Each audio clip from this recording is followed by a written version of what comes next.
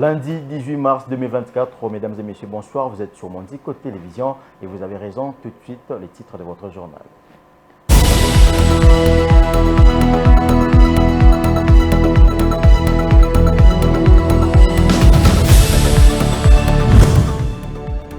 L'Union européenne réaffirme son opposition ferme et sans équivoque au recours à la peine de mort en RDC. Dans une déclaration, ce lundi 18 mars 2024, l'Union européenne a manifesté son indignation à la suite de la levée du moratoire sur l'exécution de la peine de mort de 2003 par le gouvernement congolais. Dans une conférence de presse tenue ce lundi 18 mars à Kinshasa, les organisations professionnelles ont sensibilisé et appelé les journalistes à la mobilisation générale pour réclamer la libération du journaliste Stanis Boujakera qui risque d'une condamnation de 20 ans de prison selon les réquisitoires du ministère public.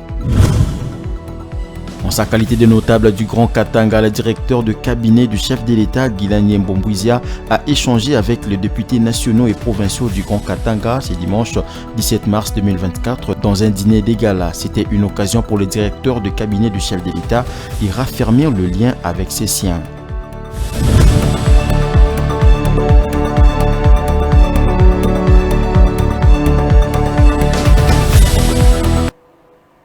Mesdames et messieurs, bonsoir. Rendons-nous à la primature où le Premier ministre Jean-Michel Samalou Kondé a organisé et présidé ce lundi la cérémonie de la relance des activités du programme sino-congolais au siège de l'agence de pilotage, des coordinations et des suivis des conventions de collaboration signées entre la RDC et le partenaire privé. Une cérémonie qui fait suite à la signature le 15 mars dernier de l'avenant numéro 5 de la convention sino-congolaise. Regardez.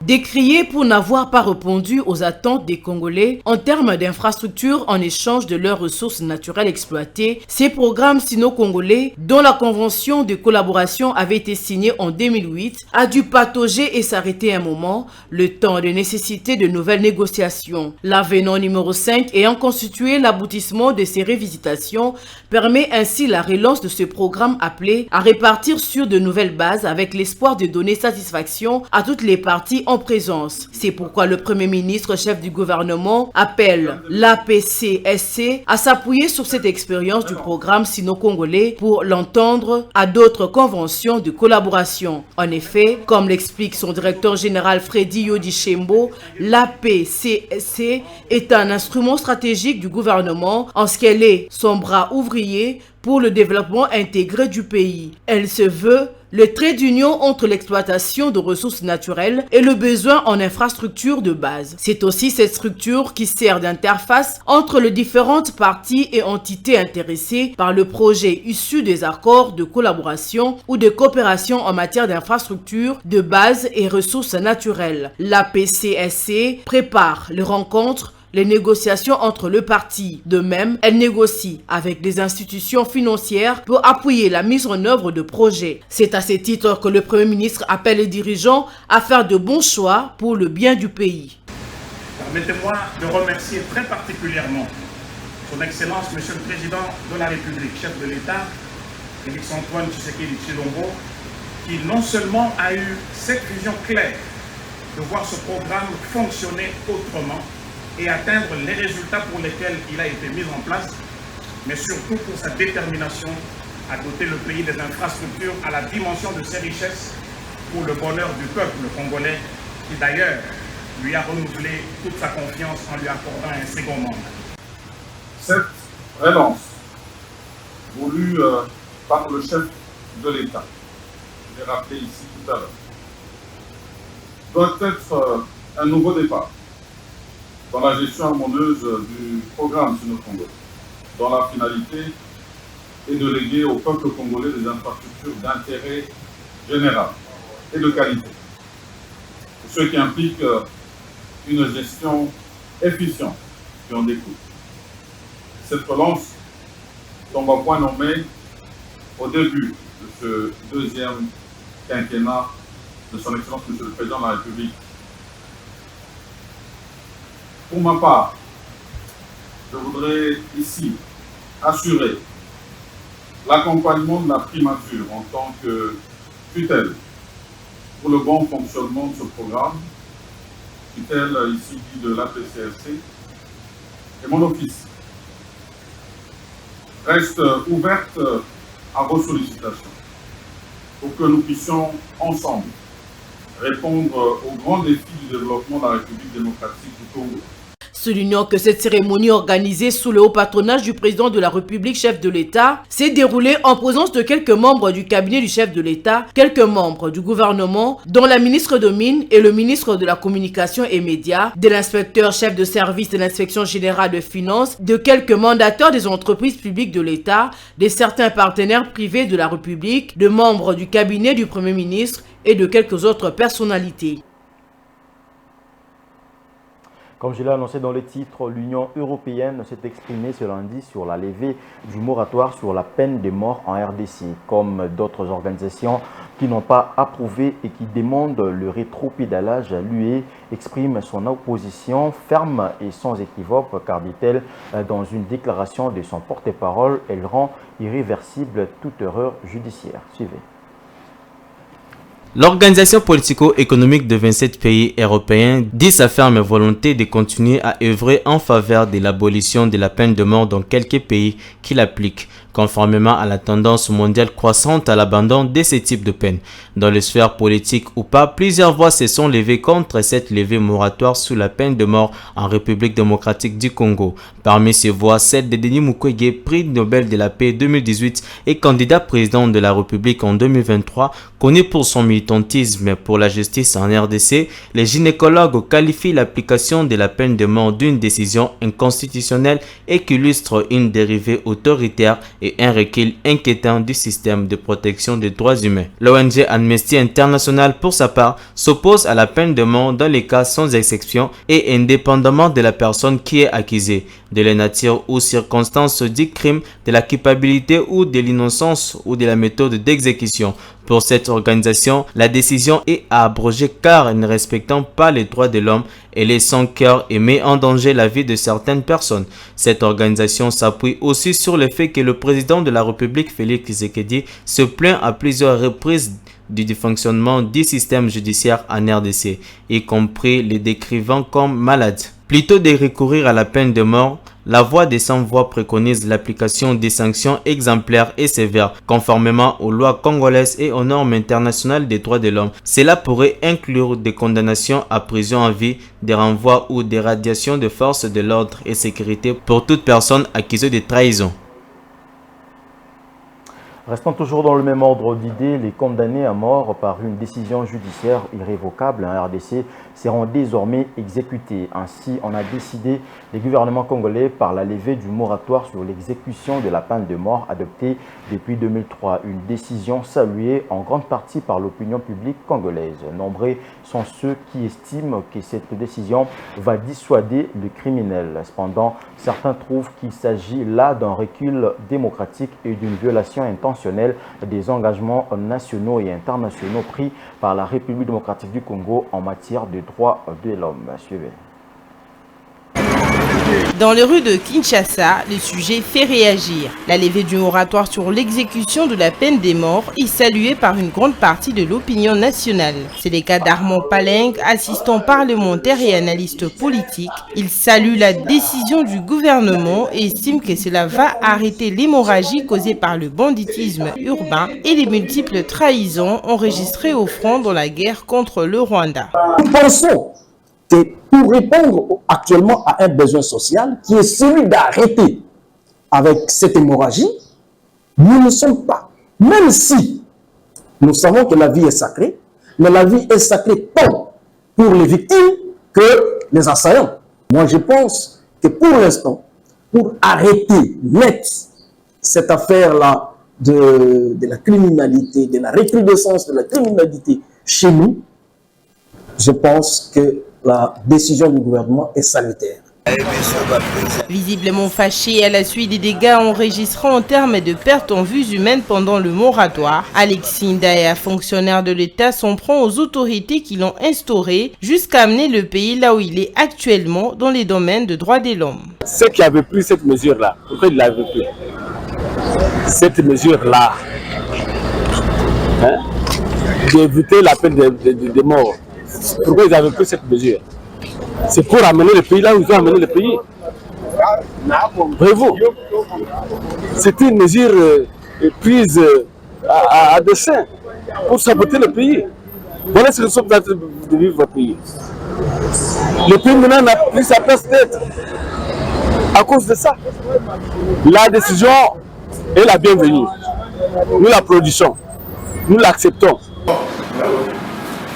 Faisant partie du courant d'abolitionniste de la peine de mort, Maître Éloi Mobile Ensemble, coordinateur de la chaire congolaise de droits de l'homme, qualifie la levée de ce moratoire comme un recul démocratique et une violation des engagements que la RDC a pris en matière de droits de l'homme. Pour nous, activistes des droits de l'homme, c'est un recul inacceptable. C'est une violation de nos engagements internationaux en matière de promotion des droits de l'homme. Pourquoi l'abolition de la peine de mort? Pour nous, on croyait que en mettant en place le moratoire, on allait continuer pour adopter une loi d'abolition absolue de la peine de mort. Mais voilà, le gouvernement a rétropédalé et ça c'est un très mauvais signal. C'est l'image de notre pays qui est écorcée en matière de promotion des droits de l'homme.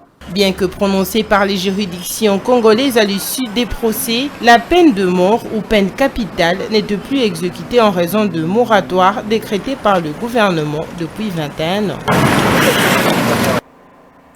À quand la sortie du nouveau gouvernement? Cette question reste d'actualité.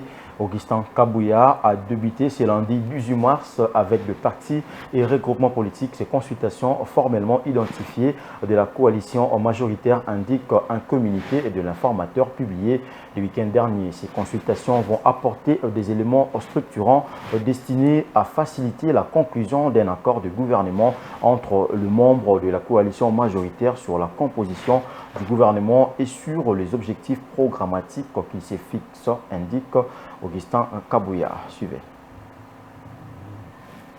Les chefs des partis et regroupements politiques de la République démocratique du Congo, identifiés comme coalition majoritaire, sont conviés à se présenter ce lundi 18 mars 2024 auprès de l'informateur en vue de tirer des conclusions finales attendues par le chef de l'État, a indiqué un communiqué de son bureau reçu dimanche. J'invite les responsables des partis et regroupements politiques formellement identifiés de la coalition majoritaire à des entretiens qui aboutiront aux conclusions finales à transmettre au chef de l'État, a-t-on lu dans le communiqué signé par Augustin Kabouya, l'informateur. Ces rencontres s'inscrivent dans le cadre de la seconde mission lui confiée par le chef de l'État en vue d'apporter des éléments structurants destinés à faciliter la conclusion d'un accord de gouvernement entre les membres de la coalition majoritaire sur la composition du gouvernement et sur les objectifs pragmatiques qu'il se fixe, a précisé le communiqué. Le président Félix Tshisekedi a reconduit lundi soir la mission d'informateur confiée au député Augustin Kabouya pour identifier la majorité au sein de l'Assemblée nationale en vue de la formation du nouveau gouvernement de la République démocratique du Congo, selon un communiqué de la présidence. Fin février, l'informateur Kabouya avait consulté quasiment tous les partis et regroupements politiques ainsi que de personnalités depuis sa nomination par le président Tshisekedi le 7 février. Dans l'une de ses communications, le président Tshisekedi avait dit attendre le rapport final de l'informateur pour la nomination du prochain chef du gouvernement. La Cour constitutionnelle a pour sa part déjà rendu ses arrêts sur les contentieux électoraux depuis le 12 mars. Certains partis et regroupements ont perdu et augmenté leur poids à l'Assemblée nationale.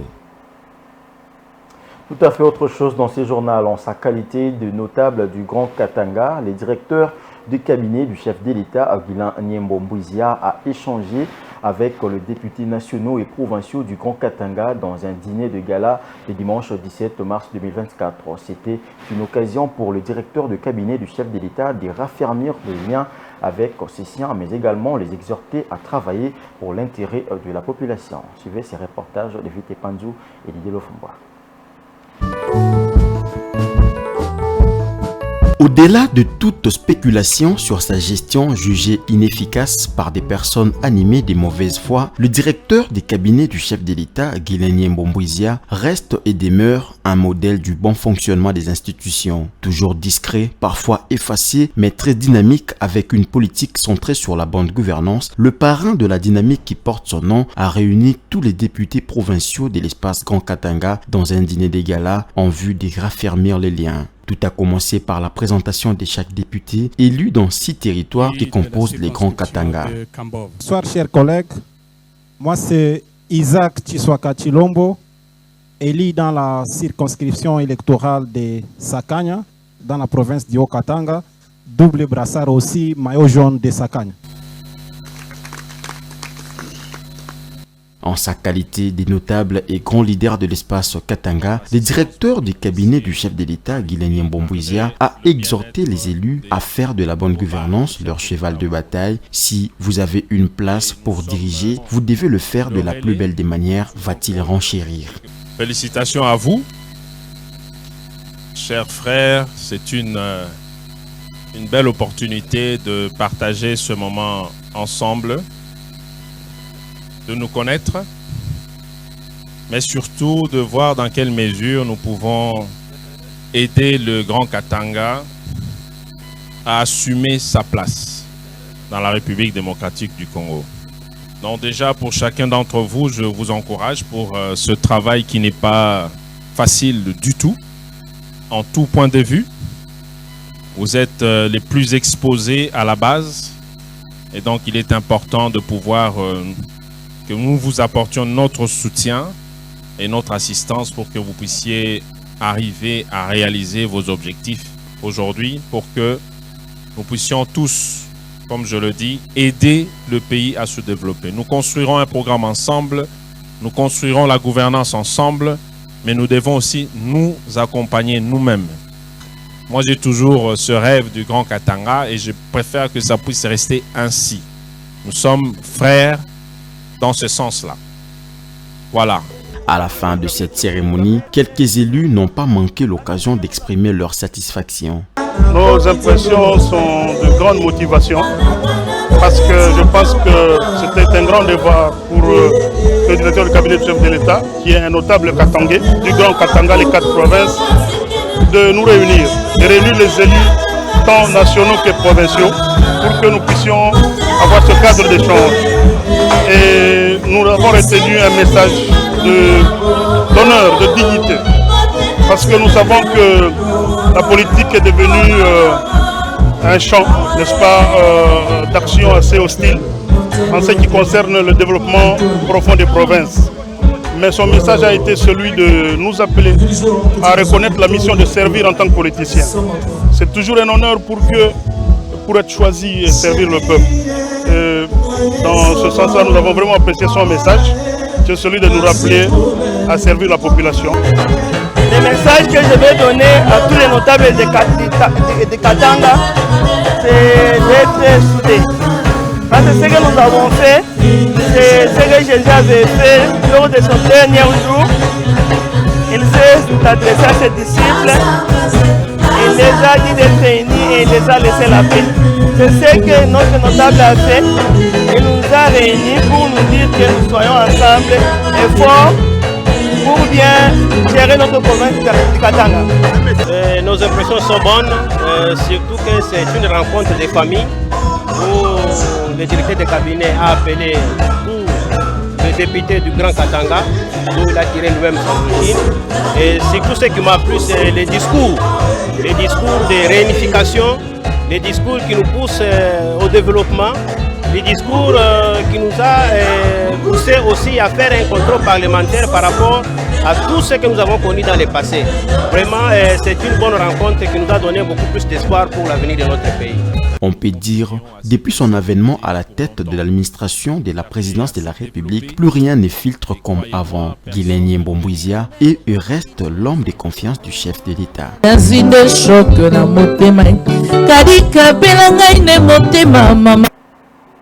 Poursuivant ce journal, les organisations professionnelles de médias ont appelé à la mobilisation de la presse pour le verdict qui sera prononcé ce mercredi 20 mars à la prison centrale de Makala dans l'affaire opposant le journaliste Stanis Boujakera au ministère public. Cet appel a été lancé ce lundi au cours d'une conférence de presse animée par l'ONG Journalistes en danger et l'Union nationale de la presse du Congo. Regardez. C'est devant plusieurs médias réunis ce lundi 18 mars à Kinshasa que les organisations professionnelles ont sensibilisé et appelé les journalistes à la mobilisation générale pour réclamer la libération du journaliste Stanis Boujakera. Ces journalistes risquent d'être condamnés à 20 ans de prison selon le réquisitoire du ministère public. Le secrétaire général de l'ONG Journalistes en danger a lancé un appel au juge du tribunal des grandes instances de la Gombe pour qu'il fasse preuve d'honneur et d'indépendance dans la prise des décisions sur les cas de Stanis Boujakera. Et après avoir suivi les réquisitoires du ministère public qui a requis 20 ans de prison contre notre confrère. Et à 48 heures du verdict de ce procès injuste, nous, les organisations professionnelles de la RDC, nous lançons un appel vibrant au juge du tribunal de grande instance de la Gombe pour qu'il fasse montre d'un ultime sursaut d'honneur et d'indépendance en ordonnant l'acquittement pur et simple de notre confrère Stanis Boujakera. En tout état de cause, et quel que soit le verdict qui sera prononcé à son sujet ce mercredi 20 mars 2024, l'histoire retiendra que ce journaliste était innocent de toutes les accusations portées contre lui. Prenant à son tour la parole, le président de l'UNPC Kinshasa a invité ses confrères au soutien et à la vulgarisation du message passé par le secrétaire général de GED. Au nom de la presse de Kinshasa, de toute la presse de Kinshasa, y compris les correspondants des médias internationaux, je nous invite à une grande mobilisation de maintenant pour le soutien à notre confrère. Nous devons dès aujourd'hui vulgariser le discours que nous venons de suivre du secrétaire général de GED sur la situation de notre confrère Stanislas Boujakera. Se basant sur la peine requise par le ministère public, l'avocat de Stanis Boujakera rappelle aux journalistes que cette affaire les concerne tous. Le ministère public, en concluant son incrimination à charge de Boujakera, expressis verbis, en audience publique, pas en privé, déclare qu'il faut condamner Boujakera à une peine forte. Mais quel est l'intérêt pour le ministère public? Il a déclaré. Le procureur a dit il faut condamner ainsi Boujakera pour que les siens se servent de cette décision comme leçon. Le procureur avait dévoilé ce qui a été décrété la veille de l'audience. Par malveillance, il a rendu public. La leçon n'est pas administrée à Boujakera. On demande que lui écope sa peine. Mais cette menace, cette leçon de menace est dirigée à l'endroit de chacun d'entre vous. Lors d'un échange avec la presse, le chef de l'État avait promis de s'impliquer personnellement dans l'affaire Boujakera. À la une également, la République démocratique du Congo a renoncé à la célébration de la journée internationale de la francophonie de ce mercredi 20 mars suite à la dégradation de la situation sécuritaire dans sa partie Est. C'est ce qu'a annoncé le délégué général de la francophonie à travers une communication écrite ce lundi 18 mars. Juste Massiala nous en dit plus.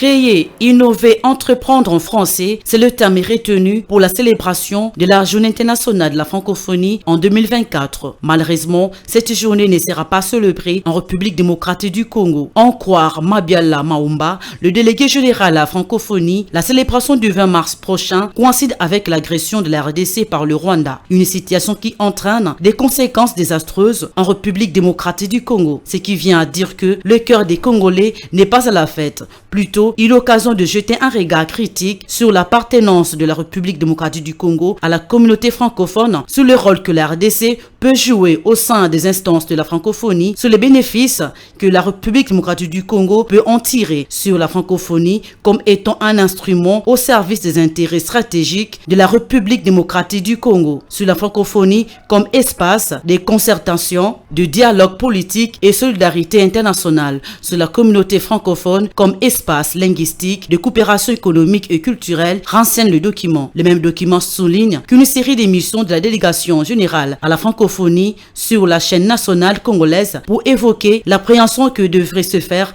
la République démocratique du Congo de son appartenance à la communauté francophone. Sur ce, un message spécial du vice-premier ministre Christophe Tundula sera diffusé le 20 mars. Entre-temps, la délégation générale de la francophonie encourage la société civile à maintenir les activités prévues en marge de la célébration de la francophonie en République démocratique du Congo.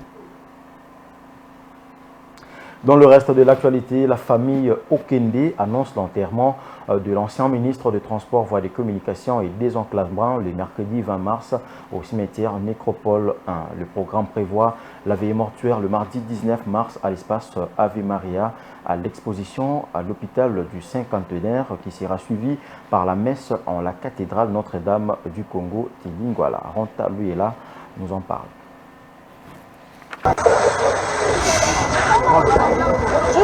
Après près de 9 mois passés dans la morgue de l'hôpital du Cinquantenaire pour des raisons d'enquête, enfin, Cherubin Okende Senga pourra se reposer en paix dans sa tombe.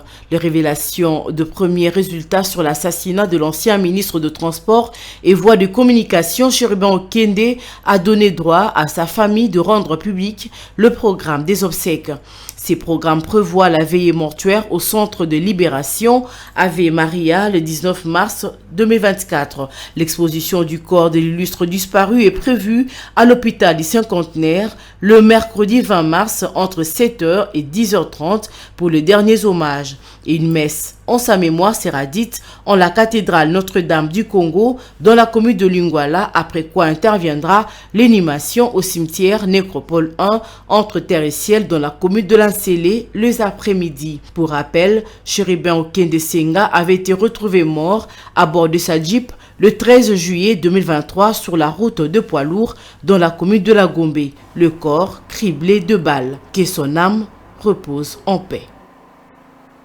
En santé, lancement le samedi 16 mars de la 12e édition de la campagne spéciale de dépistage gratuite de maladies gynécologiques et de l'infertilité des couples grâce à la prise en charge de la clinique des Anges. Au cours de cette activité, la question de l'infertilité, la cause et le remède ont été abordés dans la salle Garamba au bâtiment administratif Paul Panda, ex-Tembena Tembe. Reportage de Laetitia Molalou. L'infertilité féminine est un véritable problème de santé en République démocratique du Congo. Le manque d'enfants dans un couple, c'est un tourment de tout le temps. Les femmes en particulier en souffrent énormément et il faut une solution idoine pour le soulagement. Ce mobile de campagne gratuite pour la prise en charge des maladies gynécologiques, dénommé Assistance médicale pour la reproduction, organisé par les cliniques des Anges pour honorer le mois dédié aux femmes, tombe à pic. À l'aide de la nouvelle technologie médicale, l'assistance in vitro ou insémination reste la solution appropriée. Durant un mois, la population va bénéficier des consultations gratuites dans le cadre de la couverture santé universelle et l'appui à la gratuité de la maternité. Infertilité, causes et remèdes, la question a été abordée par les experts et spécialistes en la matière avant de démarrer officiellement à la campagne gratuite par l'autorité sanitaire locale représentée par le médecin-chef de zone de santé de Lingwala, le docteur Antoine Modia Oyanjo, des cliniques des Anges. Celui-ci a expliqué l'importance de cette action. Et depuis plus de 12 ans, nous sommes en train de nous battre pour faire en sorte que la femme vive et qu'elle vive bien. C'est pour ça que nous lançons ces campagnes depuis plus de 12 ans maintenant. Il y a la possibilité de les soigner médicalement. Mais à un moment donné, on était buté contre cet obstacle qui faisait qu'il y a eu des causes de l'infertilité qu'on ne pouvait pas soigner, notamment le fait que les femmes ont des trompes bouchées, le fait qu'un homme n'a pas de spermatozoïdes. Alors les techniques d'assistance médicale à la procréation sont venues sauver. C'est un bouée de sauvetage pour ces couples-là. Ces couples-là qui ont ce genre de problèmes, et ils ont l'occasion de venir se faire examiner gratuitement. D'abord pour ce qui concerne les maladies organiques que nous connaissons, aussi faire un bilan de l'infertilité presque pour rien. À savoir, cette deuxième édition de la campagne de dépistage gratuite a été lancée le samedi 16 mars. Elle se poursuivra jusqu'au 17 avril prochain. En société, un immeuble de type R+5 dans la commune de Lagombe au quartier Sosimat menace de s'effondrer. C'est le constat fait par les habitants de ces coins dans la matinée de ce lundi 18 mars 2024. Selon eux, cette situation est due à la mauvaise fondation et non-respect et des normes de construction. Bijou Mouna pour plus de détails. Bonjour, monsieur le gouverneur. La folie immobilière bat son plein depuis un certain temps à Kinshasa. Les immeubles poussent comme des champignons, l'on construit sans tenir parfois compte de certaines mesures. Cette scène que l'on peut voir se déroule dans la commune de Lagombe au quartier Sosimat. Un immeuble de 6 niveaux en pleine construction menaçant de s'effondrer. C'est le chaos total et la panique générale. Un habitant du quartier présent sur le lieu explique les faits. Monsieur le gouverneur. Il y avait des gens qui travaillaient ce matin. Quand ils ont vu l'immeuble bouger, ils se sont enfuis. Pour éviter ce genre de situation, il faut faire une étude appelée sondage. Il faut aussi faire appel à des géomètres qui viendront étudier le sol. Creuser aussi une bonne fondation allant jusqu'à 5 mètres de profondeur. Mais ça, je ne pense pas que ça va à 1 mètre de profondeur. Quand on veut construire ce genre de bâtisse, plusieurs facteurs doivent être pris en compte, notamment des études géotechniques appelées communément études du sol, un suivi régulier du chantier au cas où les études du sol sont favorables et élaborer un bon budget qui permettra l'accomplissement du projet. Un bon architecte ou ingénieur est également nécessaire pour éviter certains désastres à l'avenir. Un mot de sport dans ce journal, le championnat d'Afrique scolaire de football organisé par l'Union de fédérations de football d'Afrique centrale, UNIFAC en sigle à Kinshasa, du vendredi 15 au samedi 16 mars 2023 a vu la République démocratique du Congo briller dans les deux versions et empocher les gros lots du tournoi zonal et va représenter l'Afrique centrale dans la grande compétition panafricaine qui réunira les autres qualifiés des zones restantes pour un sacre continental des équipes d'école. Enoch Kalanji pour plus de détails. C'est dans la soirée du samedi 16 mars que le final de deux versions se sont jouées. Les dames ont ouvert les hostilités de 16 heures. Les jeunes filles de la République du Congo se sont imposées 2-1 au terme de 90 minutes devant les jeunes dames de la République démocratique du Congo qui n'ont pas été ridicules. Ungaya Richel et Dorsar numéro 8 et Okel Benedil ont marqué du côté de la République du Congo. Chinguta, le numéro 3, avait égalisé en faveur de la RDC avant que celle-ci s'incline. Chez les garçons, les jeunes Congolais de la République démocratique du Congo ont cru tenir les ficelles après une première mi-temps qui s'est soldée sur les scores de 0 but partout.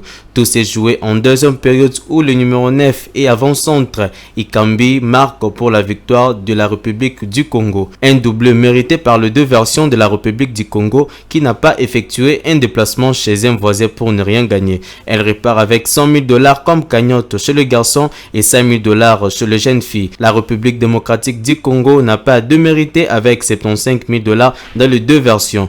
Les deux équipes du Congo vont bel et bien représenter l'Afrique centrale au tournoi panafricain interscolaire après ces sacres zonales obtenus avec qualité et exclusivité. Au passage, reste à savoir si du côté de la République démocratique du Congo, plus d'efforts et d'implications seront consentis pour le développement du football à la base.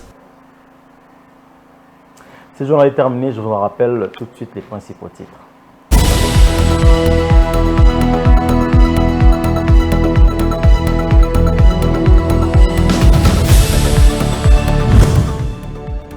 L'Union européenne réaffirme son opposition ferme et sans équivoque au recours à la peine de mort en RDC. Dans une déclaration ce lundi 18 mars 2024, l'Union européenne a manifesté son indignation à la suite de la levée du moratoire sur l'exécution de la peine de mort de 2003 par le gouvernement congolais. Dans une conférence de presse tenue ce lundi 18 mars à Kinshasa, les organisations professionnelles ont sensibilisé et appelé les journalistes à la mobilisation générale pour réclamer la libération du journaliste Stanis Boujakera qui risque d'une condamnation de 20 ans de prison selon les réquisitoires du ministère public. En sa qualité de notable du Grand Katanga, le directeur de cabinet du chef de l'État, Guilani Mbombouizia, a échangé avec les députés nationaux et provinciaux du Grand Katanga ce dimanche 17 mars 2024 dans un dîner des galas. C'était une occasion pour le directeur de cabinet du chef de l'État de raffermir le lien avec ses siens.